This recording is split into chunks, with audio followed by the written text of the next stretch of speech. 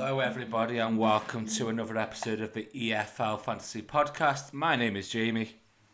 My name is Angus. And my name is Dan. And we're here to review game week 27. It says 27, isn't it? Yes, it does say in front of me. So the usual, as we do every week, we will go through our scores, go through game week 27, talking about the key talking points, let's say, from all the games, and then we'll get into some Twitter questions and try and think of the format of the actual podcast now. Just the usual thingy-majiggy. I have fully lost my words tonight. How are you two? Yeah, all good, thanks. Good weekend of football and mostly the right results. So yeah. What you done? Well, it wasn't the right result for me and you, Jamie, was it? It never is for me, Dan, so I'm just used to it now. I don't even get pissed off about it anymore. But yeah, let's get into our scores and just see how we got on. For those that are watching on YouTube, you'll notice that I spent a bit of time to try and just do some graphics. You might think they're good, you might think they're crap. Either way, I hope you enjoy them. So, first one is me. So I scored 72 minus 4, giving me a 68 net score. I transferred out Wallace and Stewart, brought in Chair and Ben Brereton Diaz, who had family issues apparently. I did stick the armband on him because I thought I was being clever, bringing him in before Rotherham and Bristol City. Quite happy with the score though, as you can see on the screen. Johansson with a 7-pointer. We'll get on to Jaden Bogle a bit later, but 17 points from him, 8 from Matson, vice captain on NDI for 15, Chair with a 6, and that was about it really. Next team is yours, Angus. I can see you got 71 minus 4. Do you want to talk to us about your team? Yes, obviously a mixed result, I would say, for me. The big thing for me being selling Pukki and him scoring 19 points, and in the 96th minute of Hull's game, I thought this is an absolute disaster. Estupinian scores, who I brought in for him, who went from a 2 to an 11 with his 98th minute goal. So it was still bad, but felt slightly less bad. Giles in got a 9. I already had Johansson, who got 7. And DI captain for 20. I brought in Chair, who got 6. Vice captain Stewart, which was only 3, which, given that they got a man sent off after about 20 minutes, I'm not necessarily surprised by.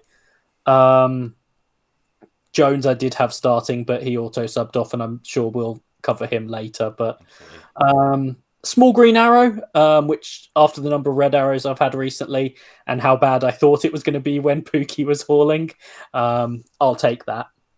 Yeah, definitely. It's always nice to get a green arrow, Angus. And then Dan, your team?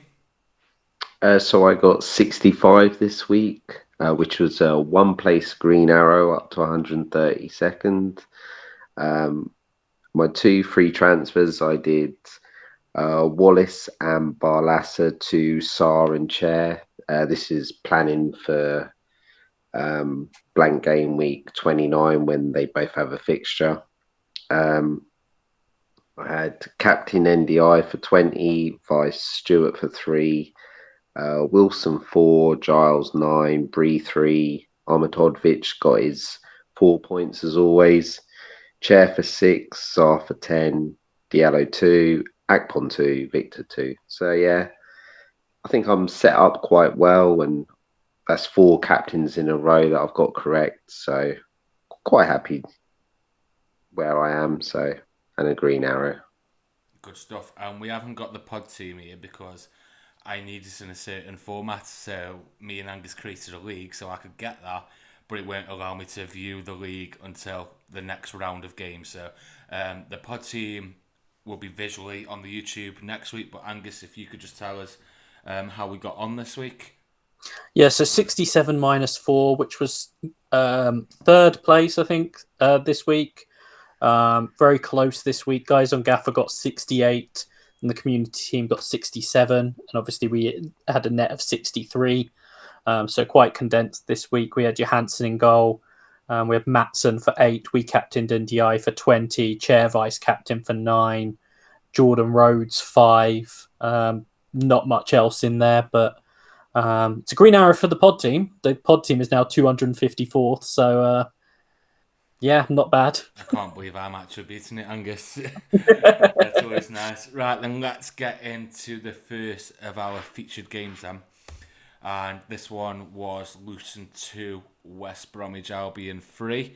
So for those on YouTube, you can see some of the key points that we've put on there, and Dan and Angus is going to discuss them. Dan, before we talk about them though, obviously you were at the game. Just give us a bit of talk about that. Yes, so team news quickly. Luton, Clark was back in centre mid. Surprisingly, Bree played right centre back and Doughty continued at right wing back, even though we had 2 centre backs on the bench. For West Brom, it's pretty much the same lineup, but DK started with Asante out suspended. Luton started really well, went 2-0 up. But it wasn't comfortable. We basically scored from like our 2 chances, and then West Brom, they just basically ground us down. They're the best team I've seen live this season. Although I think a couple goalkeeper mistakes, and the third we didn't pick up Townsend. I was a bit disappointed with Swift. He went off 55th minute, so I'd be looking to sell if I had Swift, to be honest. Wallace was dangerous as always. They sort of quite a lot of the time end up with a 3-on-2 on the wide areas, and obviously that enables Wallace or Phillips to get in crosses, which we struggled with all match. So I think we played it wrong. I think we should have played a centre back and put Bree right wing back. But I think because Doughty's done so well, he didn't want to drop Doughty, but he struggled defensively. I think you've mentioned a couple of times he's not great defensively, and it showed yesterday. But it's disappointing. But I think West Brom are easy going to get in the playoffs, and if they weren't that far behind, I think they could catch Burnley or Sheffield United. Main key talking the point what I want to discuss is Bree's contract. He's out of contract in the summer. Edwards confirmed it. He's been linked with Southampton. Obviously, Jones knows him. He brought him to the club permanently. So it's just whether they're going to pay the fee that Luton want. If not, he'll go in the summer or he'll go in January. So yeah, we might be losing the best defensive Gaffr asset. But yeah, I know Angus wants to talk about Morris. Just before you do, I thought you were going to say Bree the best right back in the league then. No. I've seen he's been linked with Fulham as well, and we've got a graphic for tweets from Luton Town Exile. I don't know if you know them guys, Dan. I just found it when I was searching for it. They put a poll out saying, with alleged interest from Fulham and Southampton, how likely do you think it is that he'll leave for a fee in this window? So obviously you discussed that he's out of contract in the summer, so if he's going to go, you could get a fee for him now. 42% of the people that voted on that poll said it's very likely that he will leave this window for a fee. 36% 50-50, 17% said unlikely, and 4% said never happening. So what's your prediction? Do you think he will go this window? I think that we'll have a set price, and it'll be probably more than you would expect for 6 months contract, because we're run profitable. We don't need to sell anyone. Plus, we got the Jones money for him compensation, so we'll have a set figure. It's not going to be like a ridiculous. I guess it's between like 3-5 million. if they offer that, he'll go. But well, Bree's not going to turn down a Premier League club, so yeah. Okay. If it gets, for me personally, I would, if it's going to happen, I want it done soonish so we can get a good replacement in Yeah, with that's our recruitment. understandable. One last question on that topic then. If you don't own Bree for whatever reason, would you be holding off bringing him in based on this transfer speculation? Yeah, he could go any day. Right, okay, that's that then. Angus, you wanted to talk about Carlton Morris. Now, you told me what you wanted. I put a nice picture of Carlton Morris on there. Did I Is he forget to smiling? put how many points he scored in the last 4 and who the next 4 fixtures are? Of course I did. This is because I rushed this slide last night because I completely forgot about this game, so apologies for that, everybody. But Angus is going to get us through Carlton Morris. Yeah, so obviously, Carlton Morris has done very well this season. I think, to be honest, he probably would have been owned by a lot more people. I probably would have owned him more than I did if it wasn't for all the doubles that other players have had, where it's just made it,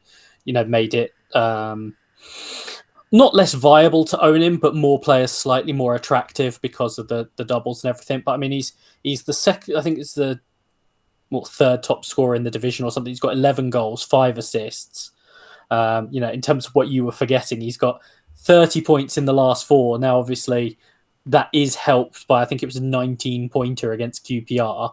But, he still did well enough to get a 19-pointer. So, if I remember correctly, Angus, it was a 2, a 19, a 2, and a 7. It was. My memory isn't my strongest points, Angus, so I'm glad I've got that right. Yeah. So obviously, but if he's getting you an attacking return 1 in 2, then you're pretty happy if you're getting that from your striker. I also thought he was worth mentioning because there is a possibility of Luton having a game in 29. Obviously, it depends on the FA Cup replays this week, but there is a possibility. And I mean, even if they don't have the 29 game, I know it would be a bit of a luxury depending on what people want to do. They play Wigan this coming game week. They're due to play Cardiff in the blank. And then they play Stoke in 30. That's 3 excellent fixtures. So even if he doesn't have the Cardiff game, even if there's a blank, his next 2 games are Wigan and Stoke. Now, is there better fixtures on paper that you can have for a striker who's in form?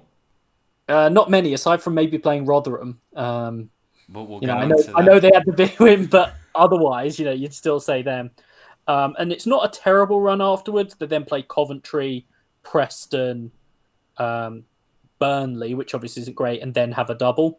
So it's just depending on obviously the replays because you might want to prioritize other players. I just think he's a really good option, and I can say from earlier in the season, he's a great own. Now, the one thing I hate about recording this podcast is I always get talked into buying players, not intentionally by yourselves, but when you put it like that, I'm thinking to myself, where am I ranked? Something like 195th? My season's over. I don't need to be bringing in Huddersfield players for this double.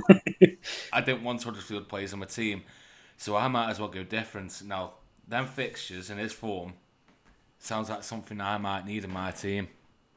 Yeah, I mean, look at it this week. You could have a Huddersfield striker. I mean, you're looking at Jordan Rhodes or Martin Waghorn for a double, or Carlton Morris against Wigan. There you go. I'll take Carlton Morris any day. But it's even the fixtures after them. Was it? Wigan, Stoke, but even the Coventry and the Preston game. I'd still bank him to score in them games. He scored 2 against Coventry early in the season. And then you wouldn't be totally surprised. I wouldn't bring him in before playing Burnley, but if you had him in your team, you'd play him, and you wouldn't be totally surprised if he did actually score a goal against them. Yeah, and then after that he's got the double, so it's like you can actually bring him in and hold him for a little while. Carlton Morris in my team confirmed. Thank you very much, Angus. And the viewers might be thinking, why aren't we talking about West Brom when they've just won 3-2? It's just because we spoke about them so much over the last few weeks. We don't want it just to be repetitive, just saying the same things over and over again. Nothing new has arisen with West Brom. Still exactly the same situation as the last few weeks, so we thought we'd skip that. We know how good they are, and then we'll move on. And moving on, we'll go to the next game, which was David Wagner's first game in charge, which Preston 0, Norwich 4. So, obviously, new manager bounce. It's only one game in. Still a bit of a wait and see. But two talking points that we wanted to bring up was Timo Pukki, and Angus would like to talk about Josh Sargent. But I will start with you, Dan. Pukki obviously got 2 goals and an assist. Yep. Good for those who own Timo Pukki, wasn't it, Angus? Yes, very good. Yeah. But what were your thoughts regarding Pukki, Dan, and Norwich, even under Wagner? Yeah, so this was he had the FA Cup game, but this was the first game, and I was I'll start with Preston. I was surprised with their wing backs. They had Brady and Fernandez on the bench. They had Brown and Hughes, and their strikers, because Reece is injured out all season.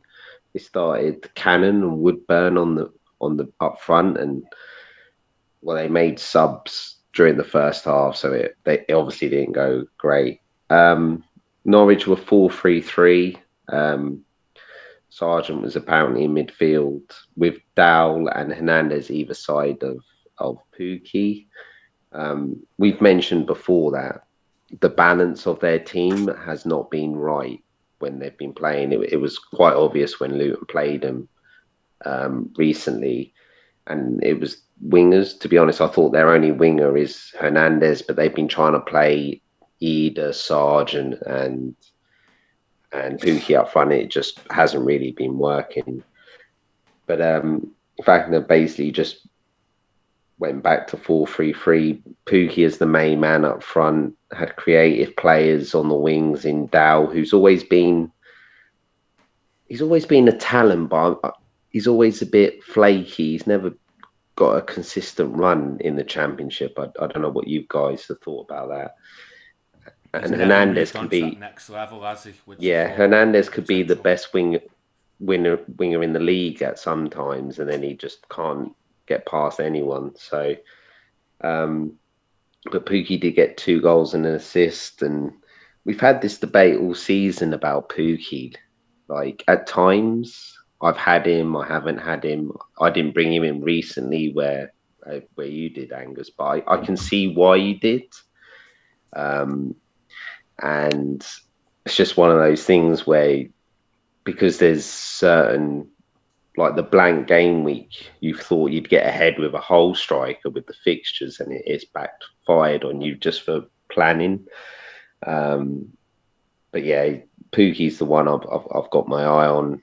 But it'll probably be a wait and see, because we've got to navigate the 28 and 29. Well, I think that's a perfect opportunity, really, to have a look at them, because you don't want to be making them moves right now, do we? So it gives us that 2 to 3 weeks to have a look at them. I mean, they got Coventry away in 28. They are down to play Birmingham. If Birmingham, 29, but they've got Forest Green. Yeah. So if Birmingham lose to Forest Green, that game goes ahead. If they win, that game's off. Yes, and that replay is this week, isn't it? Tuesday, I think. Or Wednesday, yeah. And it's 17th, wasn't it? I think they're all on Tuesdays. I think they might have moved one for TV coverage, but I know they were all due to be Tuesday. But if that game goes ahead, obviously that's good. They play in 29, but then they've got Burnley in 30, but then do go to Bristol City in 31. So it is a wait and see. But from what I watched of the highlights last night, I mentioned it to you guys, if you see the first 2 goals, there's at least 5 Norwich players in the Preston box for the goals. I can't even remember the third one now, but Pukki's second is kind of ball over the top, Pukki gaining behind. So it's definitely interesting to see how that's a typical Pukki goal. Yeah, and criminal of Preston to just leave one man on him on the halfway line. You just don't do that. But then the other talking point is what you wanted to discuss, Angus, is we noticed on a lot of the live score sites that Norwich were playing a 4-3-3 and Josh Sargent was in midfield. And that was even confirmed by a Twitter account called the Yank Watch, who put Josh Sargent is playing in midfield. What the fuck, Wagner? What were your thoughts on this, Angus? So I thought it was interesting because I think one of the things with when I've watched Josh Sargent play is whether he's playing up front, out wide, he gets through a lot of work, particularly defensively, and can get up and down the pitch or across the pitch or whatever. And so theoretically, as an 8 in midfield, you can see the potential logic with that sort of defensive work rate, but then ability to break forward, potentially run with the ball. Not necessarily the most amazing passer, but can get up in support from a midfield position, but do that tackling work. I mean, some people will immediately make jokes about Joel Linton at Newcastle, but I think there's probably a similar thought process there, to be honest. And you look at his heat map, and there's patches all over the pitch, even despite him being in that midfield position. And I think that's something that he could potentially give them in a midfield 3. Is that sort of running? He'll still give you the defensive work rate, which you don't necessarily often see from a striker. But he'll always be looking to break forward from midfield, which in a 4-3-3, you always want at least one player breaking forward from the midfield. And so if you've got someone like Sargent in there, he's always going to be looking to do it. So it's also, on the face of it to people, they'll look at Sargent playing in midfield, while being a striker in the game and thinking, I'm not going to touch that. It's sort of like, opposite to OOP. But I don't think it's necessarily the worst thing for him. And actually, I think it might be a good way for him to get more minutes than he might otherwise get for the rest of the season if he plays some more minutes in midfield. Yeah, especially with, there's Pukki and Ida there as well. I did see someone, I think it was the Norwich fan, reply to somebody on Twitter last night saying it was an actual 4-4-2. Sargent played up front with Pukki, but dropped in on their holding midfielders off the ball. But that makes no sense. But looking at the heat map, that doesn't indicate that. He is everywhere. Yeah, so I mean, it might well be different. It looked plausible enough to me that he was playing that midfield role, and I can say, as I sort of said, I can understand how it would work. If he is playing further up the pitch, then fine. But it was also just saying that even if he is in that sort of role, I don't think it's necessarily a problem for him. My guess is that they've tweaked the system multiple times throughout the game, because there's part of his heat map where it looks like it's a lot of it's in the penalty area, but then there's a lot of areas where he's in his own box. He's down by the right back area. So if you're playing up front, I'd be very surprised if I saw him down in the right back area. So I think it might be worth watching over the next few weeks. It'd be nice. I'm not sure of the TV schedule, but it'd probably be nice to watch a Norwich game on TV, watch a full 90 minutes and get a clearer picture. But either way, like you say, it's probably guaranteed to get more minutes, and that's always a positive thing if Josh Sargent's getting more minutes as a Gaffr asset. Our next featured game then is the one I had the pleasure of attending, was Sheffield United 3, Stoke 1. Obviously, one of the key talking points is not about Stoke. It can only be about one man, can't it, Dan? And that is Jayden Bogle. Before we talk to you, though, anything worth noticing regarding lineups, etc., from this game? Just for Sheffield United, Bogle and Lowe, in my opinion, the two best wing backs played this match. Obviously, you've got Baldock and Ender Stevens. I don't know why. Was Baldock injured, Angus? Or was he on the bench? I don't think so. But he might have been. I don't know. I haven't seen anything since, so I can't say for certain. Well, he wasn't on the bench for the game. Yeah. So maybe he was injured. And if he's out for a while, Jamie's gone there about 2 weeks early and it's paid off. That's like the only move that's paid off for you all season. Obviously, we're not going to discuss Sheffield United in detail because they are one of the other teams, along with Burnley, West Brom, Middlesbrough, we talk about every single week. So we don't want to repeat ourselves. But we just thought Jayden Bogle was worth mentioning because obviously he's got 2 goals here. Slightly lucky in the way that they went in, but a goal's a goal. He got himself into the position to actually put it in the back of the net. But as all the listeners know, I'm a massive Jayden Bogle fan. I think he's absolutely fantastic. So it was inevitable he was going to score against Stoke, wasn't it, while I'm there? And the first one, he's come celebrate. I'm sitting right by the corner flag as well, just 3 rows up, and he's come celebrating. And you know, we're 2-0 down at this point. We knew we were going to lose before the game, especially when NDI scored early. But, you know, there's a little bit inside me that was dancing for him, for my boy Jayden. I have invited him round my house for tea on Thursday on Twitter, but he hasn't replied to me yet. But that would be nice if he does come, so we can discuss that goal. But we know he's a great asset from last season. He's had injury troubles, which has basically derailed his season, really. He's been out for most of it.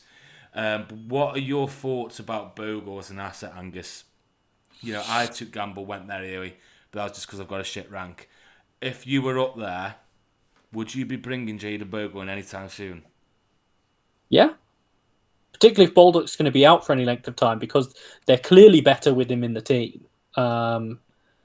And, you know, I mean, I wouldn't necessarily go this week because I think people are going to be focusing particularly ahead of game week 29, where we know Sheffield United blank. Yeah. First game after the blank, they've got Rotherham. Yeah, which is Rotherham nice. beat them. And then Swansea at home. Yeah, I mean, Rotherham beat them earlier in the season in one of the most confusing games I've ever watched. I sat and watched it and I still don't understand. But, you know, they do have Rotherham in game week 30 as a potential entry point. And, you know, their double is in game week 35. Yes. And before that, they do have a rough few fixtures, which is the one issue there. They do play sort of Middlesbrough, Millwall and Watford in the run up to the double, which isn't necessarily bad for them because, you know, those other teams could potentially have issues with Sheffield United, but yes, it's where you might want to sort of think twice about it because of those fixtures.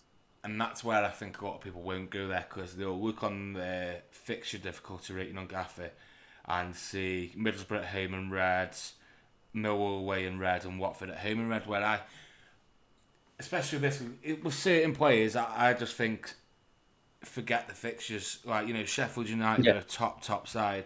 He is a top fullback who's liable to get you. Well, he has potential to get you a lot of Gaffr points. So my advice, you know, ignore that with someone like Jayden Bogle. If you need a Sheffield United defender, you know, why not? Dan, do you agree, or would you be put off by them fixtures? Not so much the fixtures. It's annoying because I've got Ahmedhovic, and a lot of people do have this, or will have this situation. It'll be like, are you going to waste a transfer going from him to Bogle when we will have doubles coming up and things like that, planning for them? So it's going to be like, is it an essential move? It might get to the point where it is like we'll just have to do it or have both. But I think that's another reason that'll put people off, because you're guaranteed 4 points with Ahmedhovic. Every single week he gets 4 points. Yes. So obviously the ceiling's higher with Bogle, but if you've already got him, is it worth the transfer? I think, you know, it'll get to a point, you know, if Bree stays, you're looking at what you want: Ian Matson, James Bree, Giles, West Brom potentially, and then a West Brom. Depending, like, you can't have them all, can you? So it's all about timing probably and team dependent. We'll go on to our next featured game then, which was Rotherham 4, Blackburn 0 in the early kickoff. Those on YouTube can see there's a picture of Sean Morrison with a Rotherham scarf on and a massive brick wall behind him, and they might be thinking, why do you put a massive brick wall behind Rotherham? Well, Angus is going to tell us why I may have put that on there. Yeah, I mean, I just wanted to talk about their defensive recruitment because I do think it's interesting. Now, it's tough to say with Blackburn because, as Dan will talk about, their attacking numbers aren't necessarily great. But I think it's interesting that they've made what I think are a couple of solid additions. I mean, we know Sean Morrison; he's getting a bit older. He's spent a lot of time out injured recently, but very solid Championship centre back. Leo Hjelde, who they've just brought in from Leeds on loan. I know he's sort of viewed as quite promising, and they played a back four that was basically four centre backs, which I think might be a way, particularly just playing a conservative back four, might be a way to help some of their struggling defensive numbers. Now, we'll only know this as we go through more games, particularly Blackburn without Ben Brereton Diaz, are not necessarily the best measure of this. But it's just something where it could help them with some of those additions to just shore things up a little bit. And if I know Sean Morrison is getting up there in age, but if they're not having to rely on 50-year-old Richard Wood as their best centre back, that would obviously be very handy for them. So I think that's sort of potentially handy for them. While I'm discussing this, I will just confirm, because I've seen it mentioned, Brereton Diaz missed the game for the birth of his first child. No, that's a terrible excuse, Angus. I'm not being funny. People bought that man and put the armband on him, and he thinks it's okay to go watch his child be born. Oh, the cheek of him. Regarding Rotherham, then, obviously we're not saying goodbye Rotherham assets, but we're just saying they might improve so they're not as targetable, let's say, like myself, who brings in players and puts the armband on them just because they play in Rotherham. So I have got that picture of a big brick wall, but they do play Watford. It is Watford away next game week, so there's every chance next week there'll be a picture of Rotherham badge and a broken down wall because Watford have put 4 or 5 past them. We're not saying they're going to be amazing defensively, we're just saying it is worth noting it looks like they are trying to improve their defensive stats. And then talking about stats, Dan would like to talk about Blackburn, and he sent me this picture that you'll see on the screen there. And this has basically got loads of XG number things on, which I don't understand at all.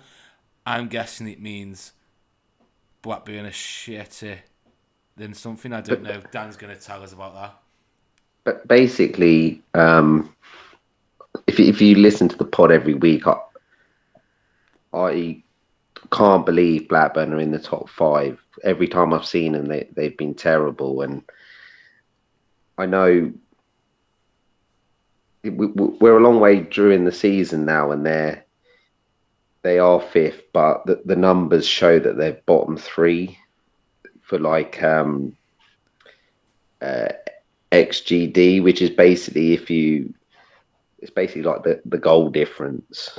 So they basically don't create that much, and they're actually conceding quite a lot of XG. One of the reasons why they've been doing so well is, well, 2 of them really, is Ben Brereton Diaz is not quite a good finisher, and Kaminsky has probably been one of the best goalies in the league. So I wasn't overly surprised, especially when Rotherham went 1-0 up, that they got a result, but obviously I wasn't seeing a 4-0 win. But I think it's just something to bear in mind that Blackburn aren't as good as what the league tables show. In fact, you can probably target them. So if you've got a defender playing them, I'd be playing them 100%. So also what you're saying then, Dan, is expect Blackburn to fall off. You don't expect them to finish up in those playoff places. And I think they'll finish bottom half. Bottom half? Yeah. And then you think the top as well. That is interesting. I tend to agree. Obviously, they are having a crazy season. We were discussing it last night between the 3 of us. They're up there because they haven't drawn a game all season. So when you win 1 then lose 1, it's 1 more point than drawing 2 on the bounce, let's say. So, yeah, I'd probably agree with you. I have no idea what them XG things mean. But, I do agree that I'd imagine that they would fall away a little bit. Next feature game then is Burnley 1, Coventry 0. We're not going to talk about Burnley for reasons stated before on other teams, but we wanted to talk about Coventry 1 because everybody knows they've got this double coming up this game week in 28th. And then they've made some interesting signings, haven't they, Angus? Yeah, so you've got Brooke Norton Cuffy, so right back or right wing back, who was at Rotherham first half of the season. He's essentially been recalled by Arsenal and sent out to Coventry. And Coventry were obviously really looking to sort of recruit in the wing back areas. And they brought in, I think his first name's Josh, Wilson Esbrand from Man City on the other side. So those are potentially interesting ones. Norton Cuffy in particular, we've seen him sort of be really attacking for Rotherham this season. And so I think if you're putting him in a better team, but, obviously he's been priced up for being at Rotherham, he could end up being a real bargain.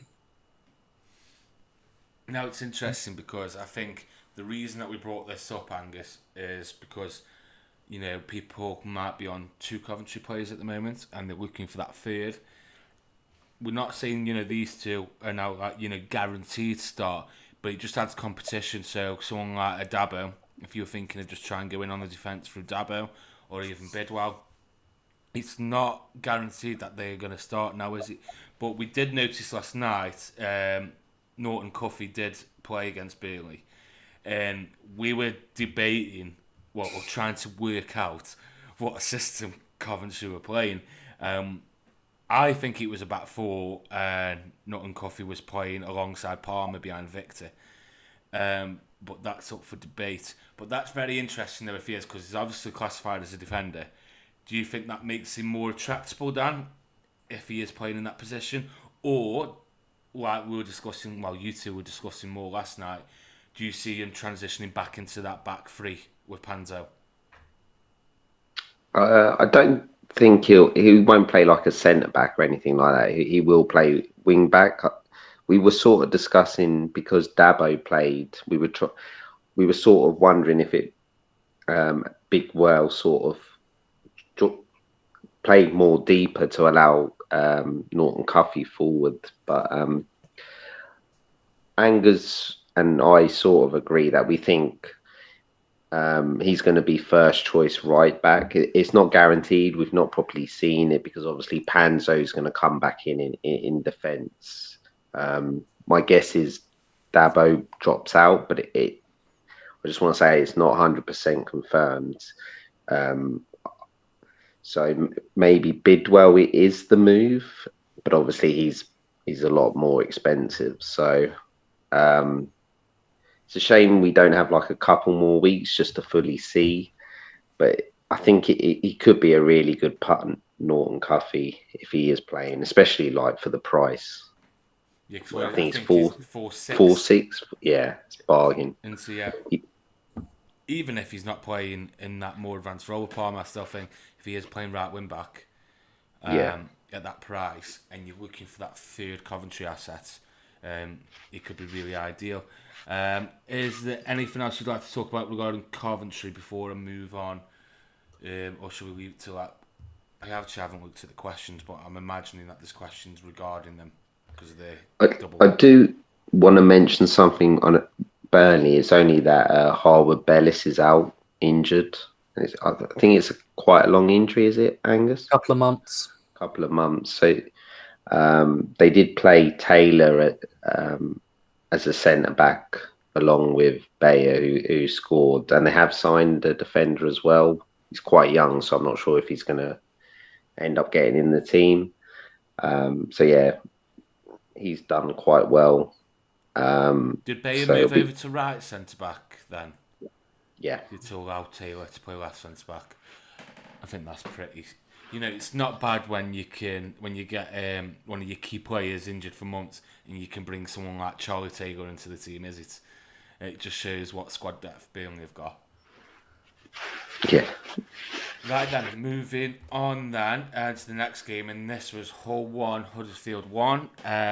there's one major talking point coming out of Huddersfield ahead of their double game week in 28. But before we get on to that, Angus, the man you brought in this week, the man who saved you from pure embarrassment and dread of this game, Estepunian, what would you like to discuss about him? I just think he's great. I mean, I remember the first time I bought him this season, which was ahead of basically everyone else. I think that was the week he scored a hat-trick. Yeah. So clearly I have great luck in buying him. So like, I'm never going to tell you people when I'm buying him, because the week I buy him, he does great. So, and then other people buy him and he stops scoring. So I'm not going to tell anyone when to buy him, because it will ruin it for me. But no, I think, recently with their upturn in form, particularly as Rossini has got his messages more bedded in, it has been better for Estupinian. He has looked better. He's got a couple of goals where obviously he'd been in a dry spell before. He'd been left out for a couple of games. And so I think like it could be well set up for him now. So I think that's a big sort of factor now, where I think he's probably back on the table as a real option. So you've obviously just brought him in, Angus, but they're playing 29, which is obviously probably one of the reasons why you did it then. They've got Sheffield United away this week. QPR are team in that 29, but then they've got Cardiff and Stoke the next two. So fixture-wise, a bit mixed, but other than the Sheffield United game next, you'd look at him and think possibility of goals in them next three, wouldn't you? Yeah, I think that's the thing. Obviously, I've gone in when they played Huddersfield, where I think if you're going to get him now, you're probably waiting till 29 to buy him. You're not buying him for Sheffield United. Yeah. But I do think you can buy him in 29 and potentially hold him for a little bit, particularly if that form remotely continues as well. So what's going to happen then is you got him here, he scored. He'll definitely score against Sheffield United. Everyone will bring him in on 29 because we're all short of players and we need someone who's playing, and he's going to do absolutely fuck all, isn't he? Yeah. Yeah. Right, yeah. That I can see that coming now. And then Dan, the big dilemma coming from Huddersfield. A lot of people, well, I imagine it's a lot of people, probably saved their boost cheapest keepers and were planning to use it in 28 on Wilson and Nichols. Turns out Nichols is now injured. Yep. But what's worst is we've had no confirmation he's definitely going to be out, have we, Angus, for 28? We might as well have. Fotheringham said they're going to be looking for a keeper. So so he might as well have said Nichols is going to be out for a while, because he said they're going to be looking to bring a keeper in. Right, okay, so that makes it a little bit better then, because what we didn't want going into 28 was wondering, is he going to play or is he not going to play? Because if you know he's out, they've got the backup keeper, who I'm going to try to pronounce his name, who started against all, Bilo Kapic? No, Bilo Kapic? I think it's Kapic. I think it's, yeah. Bilo Kapic, okay, we'll go with that. 4.5 million. But there's also Schofield on there, and Schofield is on loan.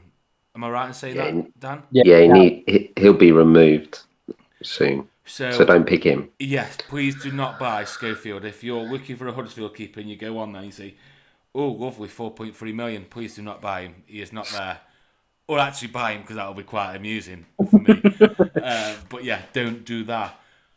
But Angus, as it sounds better, you just said there that there's potential that they might be buying a keeper. So if they bring in a keeper this week, it's literally up in the air who would start and goal in 28, isn't it? Yeah, and what you've got is the real fun is if they haven't brought anyone in by the weekend, they could bring someone in between the two games of the double. Oh, there's no need in that. So, I honestly don't know what the best advice is here, because before my advice would have been, if Nichols is definitely out, then bring him in. If not, go Nichols. But now, can you take that gamble? Get in the backup keeper, Bilo Kapic. If you're playing cheapest keepers, I think that's the key question, because I mean, firstly, I think what you really hope for is they bring in a keeper before the weekend. Yes, Yeah. and then he's more than likely to play the 2 games, then, isn't he? Yeah. But I think if you're on Jeepers Keepers, I probably wouldn't bother. But say if you don't have Wilson and you're looking for a keeper for the double, and you're not playing Jeepers Keepers, I don't necessarily mind going out and getting Bila Kapic if they haven't brought in a keeper by then and just taking the punt on it. But I think for Jeepers Keepers, where you want to be making the most of it, it's probably slightly too unreliable for me. What would you... Are you two both on Jeepers Keepers in Yeah. Johnny? Yeah. Right, okay. I'm not, because I've bumped my boosts. So where's your head at the moment then? Angus, you've obviously just said that. Dan, are you along the lines of like you might just avoid that and go for someone like... you haven't got Victor Johansson though, have you? You've got No, Amos as your backup. Yeah, I've got Amos, who I think he just got back in the team. Yeah, he came back into the team. But I can't rely on that. I would probably just pick what I felt was the best single game week player and just go for them along with Wilson. That's interesting. That is very interesting. I think it's a tough one. It's quite. I hope they sign someone like Monday or Tuesday, and then it'll be nice and simple. I hope that they bring someone in after the weekend and Yeah, he starts the second game. Like announce it on like Monday morning or whatever. Yeah, because what you don't want to do is somebody listening could be going, "Oh fuck it, I'm going to have a single game week player anyway playing in GP. I'll just might as well have him." But the problem then is, if they do buy the keeper for the second game, you've got a second choice goalkeeper in your team. Yeah. It's not like you've got a first choice goalkeeper sitting on your bench. So that's just not a situation you want to find yourself in, because then you've got to use a transfer on it at some point, surely. So yeah, that is worth keeping an eye on this week. Just keep an eye on Huddersfield's Twitter page. And then we've just got the other results really then that we'll get through quickly, and then we'll have a quick break. So these are Bristol City 4, Birmingham 2, Cardiff drew 1-1 with Wigan, Middlesbrough beat Millwall at home 1-0, Reading and QPR drew 2-2, Sunderland lost at home 3-1 to Swansea, and Watford beat Blackpool 2-0 at Vicarage Road. And I think the major talking point from them games is Isaiah Jones. He's probably going to be frustrating a lot of people other than just us. Dan, you've got him, haven't you?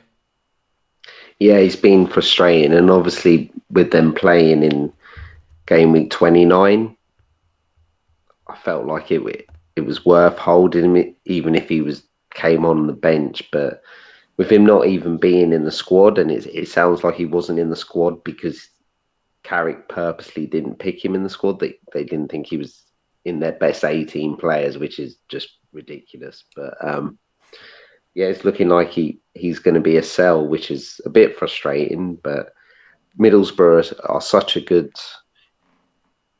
team for assets this year. I've got Giles, I've got Akpom. I'm probably going to want to use the third, so I'll probably just get rid of him. Yeah, that's exactly where I'm at. Angus, do you own Jones? I do. So yeah, you in the same boat as well. It's unfortunately. Yeah, it's a sell. If he's being left out of the 18 for non sort of injury reasons, then yeah, got to go. Indeed. Other talking points from around them games. I think obviously Ismail Sarr scoring a penalty late on for Watford. That's interesting from them. Braces for a game of braces, which I'm gonna speculate there's some match fixing going on, because if you give me a game where Jeff Hendrick scores 2 goals and Tyler Roberts scores 2 goals, there's something fishy about that. But the best thing is, who got 4 bonus? Chair. The chair. Of course you did. I think other major talking points was we are recording Sunday night. Saturday night, Cardiff sacked their manager, Hudson, didn't they? They're in massive trouble. I don't know where to start. And I've seen today that Neil Warnock is favourite to come out of retirement and try and save them. It's just a massive mess at Cardiff at the moment, since you stay away from their assets. I mean, you finally come out of a transfer embargo and sack your manager halfway through the transfer window. It's not a good look, is it? Like, I moan about Stoke, but you know, I'd be a fan of Cardiff at the moment. I do feel for them a little bit. Any other talking points you'd like to discuss before we go and take a break? I would just like to mention, obviously, Jamal Lowe went to QPR. He's been priced as a forward. He started on the bench, but interestingly, he came on for Willock, got an assist. So I know if he's playing in midfield, then he won't be a great option. But if he gets that striker position off Dyke, he could do quite well, I think. Agree, yes. And yeah, I think that's it then. We'll go take a break and then we'll be back with the Twitter questions. And after that break, we're now ready for Twitter questions, which I'm now calling this segment Ask the Experts. The experts are obviously Angus and Dan, not myself. I'll be asking all the questions. And the first question is coming from Aaron CPFC. He's asked this one on the Planet FPL Slack, so I might as well give them a plug now. If you aren't a patron already, make sure you go and sign up now. It's a great community, great Slack. If you like FPL, if you like Sky, Gaffr, what else is there in there, Angus? There's everything, isn't there? Really? There's world football, that's channels for World football, women's football, a channel, every club you could think of, every Premier EFL. League. Yeah, there's literally like 700 patrons now, but like we do have some quite good discussions in there, don't we? I do really like the Gaffr channel in there. Yeah. There's some hardcore players in there, so that's really good. So go check them out if you haven't already. But Aaron has asked, if you have the triple boost available, which 3 players would you pick this week? I'll come to you first, Angus. That's a very good question. I think you have to say Victor, just because he's got the double. Definitely. I struggle a little bit after that. But I am going to say I don't love playing it on a goalkeeper. Someone like Wilson does make sense, though, with having the double. But I'm going to go sort of a bit rogue, and I'm going to say Sarr and Carlton Morris. Yes, good. Watford got Rotherham at home. Wilson away at Wigan. I don't think they're bad picks at all. Dan, who would be yours? Victor, Sarr, and NDI. Ooh, yeah, Sheffield United at home to all. Not a bad fixture at all. I like them. Next question is from Darren Auto Reclose. Is it true that Jamie was spotted amongst the Sheffield United supporters celebrating Bogle's brace? That's not true. I was right next to them and I did reply with a picture of Bogle and the Sheffield United players celebrating in front of me. I was celebrating inside secretly. Do the clenched fist. And I know I shouldn't, he's just scored against my team, but we'd already lost the game. I love Jayden Bogle, so yeah, I was really happy for him. Like I said earlier on, I have invited him round for tea, but I'm still waiting for a response. But I am convinced when he did his knee slide, he's coming to do the cookie thing.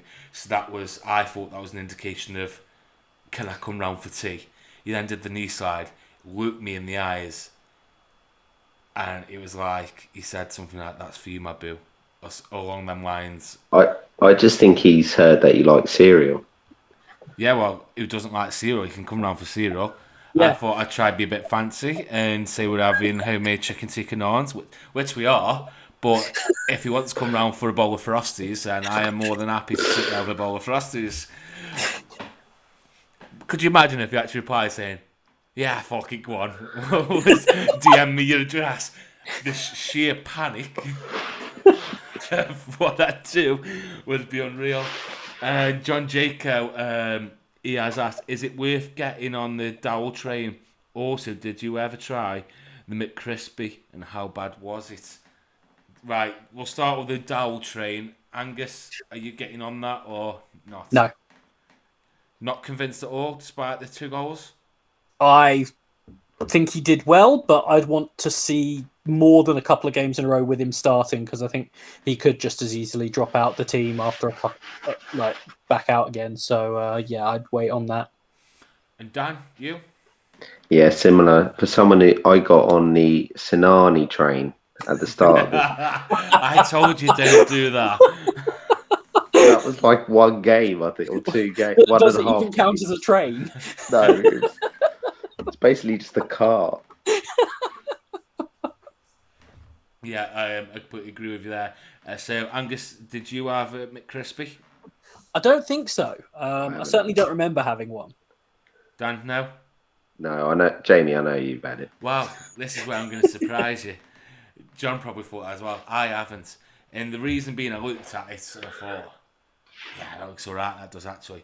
But I'm a tight bastard. I am not paying premium prices. Because when they bring these special edition burger things out, you're talking like eight quid for a meal. That isn't Yeah. happening. I don't go to McDonald's to pay £8 for a meal. So I don't even give a fuck about the drinks because the milkshake machine is never working anymore anyway. They're always cleaning it apparently. So I don't even bother with a drink. So it's double cheeseburger, mayo chicken, whack them together, and then my fries. Honestly, if everybody just starts doing that, they will love life for the rest of their lives.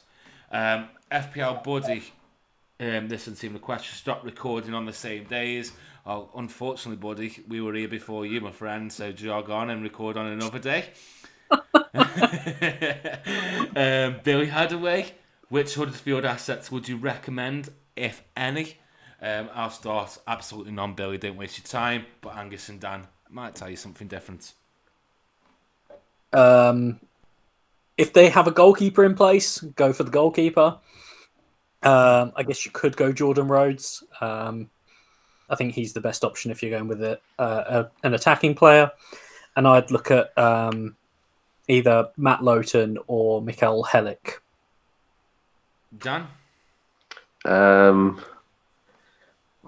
really don't want the Huddersfield players, but my thought process is if they have a game in 29, which I think means Bristol City have to lose against Swansea in the Cup, Yes, it does. then I will be adding to.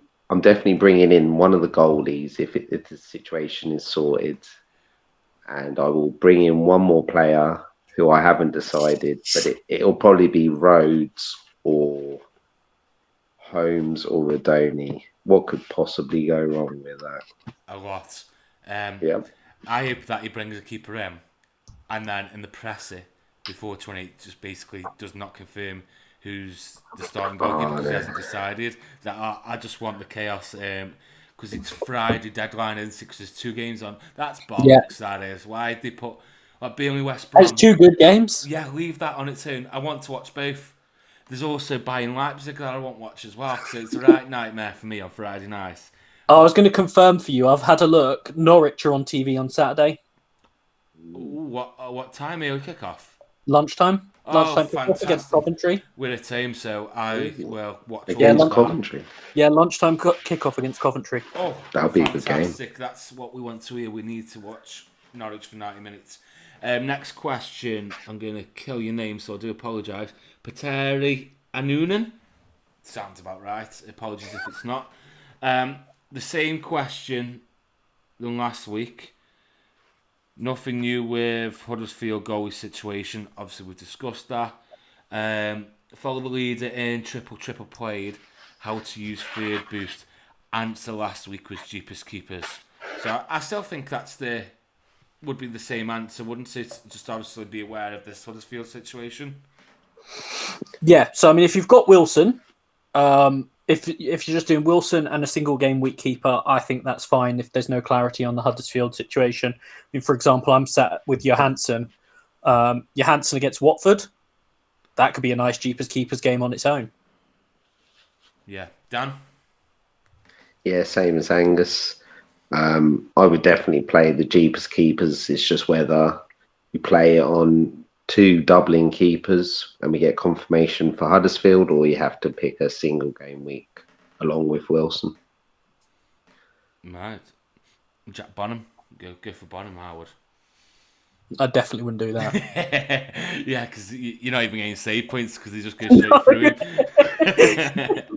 him. Last question has come from FPL Forest.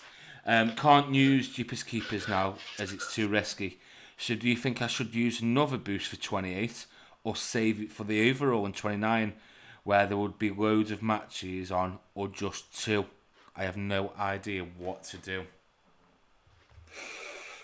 As I said, I still think Jeepers Keepers. We'll know by late Wednesday night. I did check.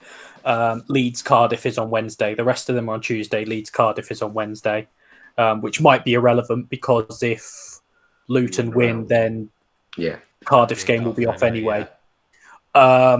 But we'll know before game week 28 what the game week 29 fixtures are going to be. We'll have it all confirmed. So, in theory, like Jeepers, I still think Jeepers Keepers is fine, and I'm not sure there'll be enough of a gain from the overhaul to make that worthwhile. That's what I was going to say.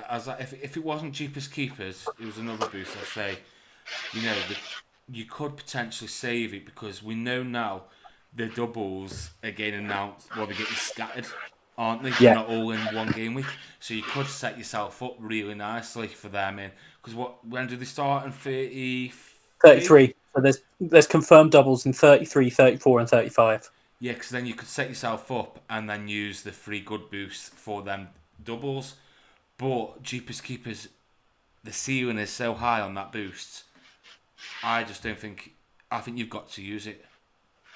And like you say, whether it's you using it on a single game week player, anything can happen. They can make 4 or 5 saves in that game, save a penalty. I mean, we've seen Johansson have like 10 save games this season. Yeah. I've seen him make a lot of saves against my own team, Angus. Yeah. I had him in goal for Liam Delap just gifting me save points. Yeah. So pick the keeper against Preston. Liam Delap, great for save points. Yeah, there you go. Expert advice there. No, I don't know his name, but FPL Forest. I would definitely consider using Jeepers Keepers. Yeah. I really would definitely consider that. And that is a wrap on all the questions. We're doing well on time, actually, at the moment. That was only an hour, so I think what we'll do next week is we'll come up with a little segment of like our predictions and stuff. Like try and make it a bit more official, keep tabs of the scores and stuff like that. Or if one of you two want to do that, because I probably won't be asked to keep tabs on that.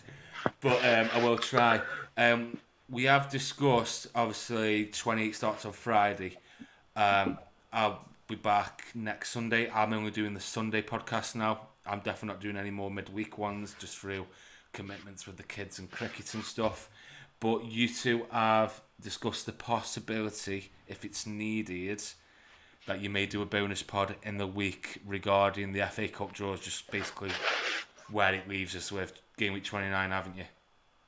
Yeah, so I think at the moment the plan, potentially, depending on how it falls, but we'll probably do it anyway, is just to do a brief pod, like probably be about 20 minutes or something, once we know the FA Cup draw and thus the game week 29 fixtures, just to sort of clarify that for people and talk through the options from each of the teams and that sort of thing.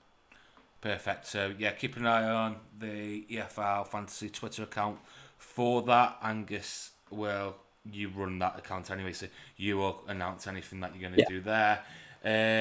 Is there anything that I've missed before we say goodbye?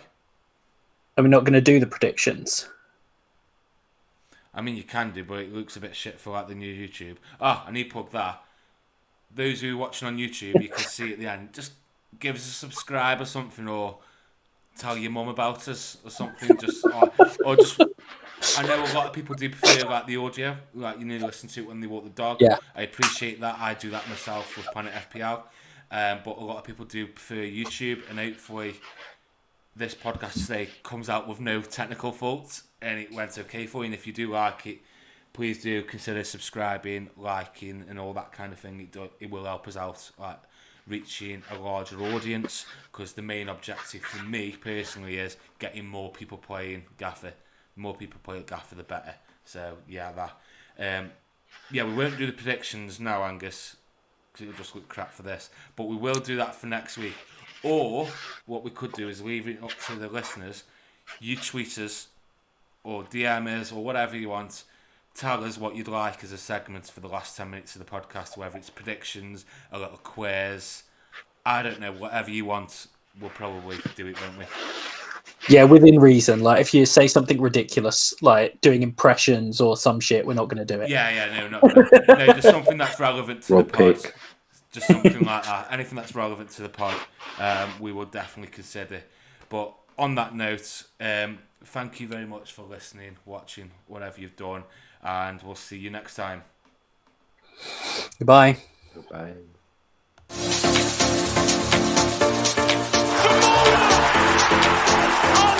Unbelievable! From the very